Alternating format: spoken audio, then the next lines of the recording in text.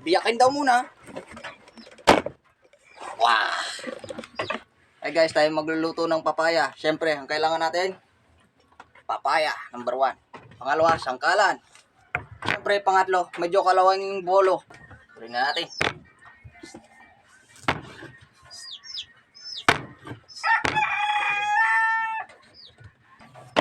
Ayan, tapos na agad. Hindi wala na tayong gagawin.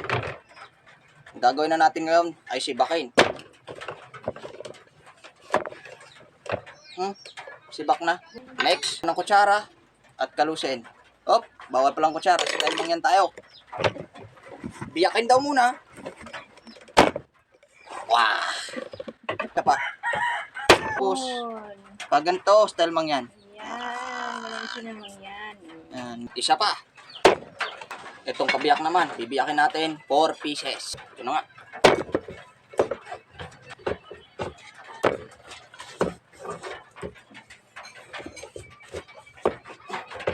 Yan, lahat ng trabaho mayroong break time. Kaya kain muna tayo. Maggi. Ayun, mangailangan na tayo ng plato at hiwain na natin ito sa maliit. Kado, tapusin na natin to. Kunti na, malapit na ito. Hiwa. Tapos na. Basic. Oh. Magic.